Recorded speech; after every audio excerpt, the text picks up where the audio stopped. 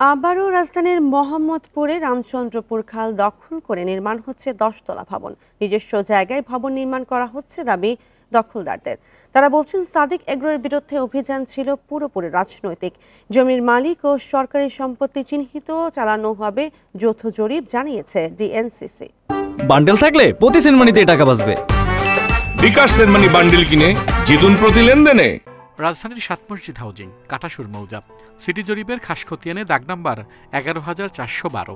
জমির পরিমাণ 1.95 একর। রামচন্দ্রপুর খালের মধ্যে পড়েছে জমির পুরোটাই। এ কারণেই গত বছরের 27 জুন দখলের অভিযোগে উচ্ছেদ অভিযান চালায় ডিএনসিসি।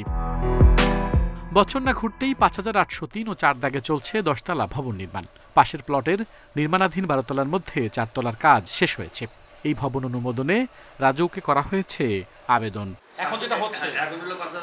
হাউজিং কর্তৃপক্ষের দাবি, এই জমি সাদিক এগ্রো ভাড়া নিয়ে খামার করে। পরে রাজনৈতিক কারণে তখন উচ্ছেদ চালায় উত্তর সিটি। এই বাড়িটা ভাড়াও ছিল না, কিছু ছিল না, 3 তলা বিল্ডিং ছিল। এই বাড়িটা সহ ভাঙিয়ে দিছে।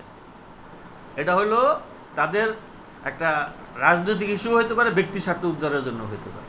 তৎকালীন যে লোকাল কমিশনার ছিলেন তিনিও খুব সিটি কর্পোরেশনের সাথে লিয়াজো করে এই কাজটা করাইছেন। আমাদের মালিকানা জায়গার উপরে বাড়ি করতে আপনার কাগজপত্রে দেখেন, যদি মালিকানা না হয় তখন আপনারা কোনো পদক্ষেপ নেন যে মালিকানা কিনা।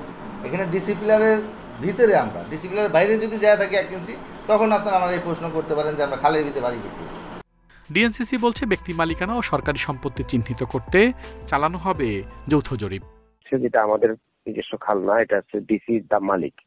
আমরা ডিসি কে একটা চিঠি দিচ্ছি, আমরা বলেছি যে আমরা সহ ডিসি সহ এবং জমির মালিক পক্ষ 3 পক্ষ মিলে আমরা একটা যৌথ জরিপ করব। যৌথ জরিপ অনুযায়ী যেটা জরিপের মধ্যে খালে পড়বে আমরা সেটা নিজ দায়িত্বে ভেঙে দেবো। আমরা ডিসির জন্য অপেক্ষা করব না। 2022 সালে জলাধারা সীমানা নির্ধারণের কাজ শুরু করে ডিএনসিসি, কিন্তু 3 বছরেও অবৈধ দখলদারদের তালিকা করতে পারেনি সংস্থাটি। আল আমিন হোসেন, ইন্ডিপেন্ডেন্ট নিউজ, ঢাকা।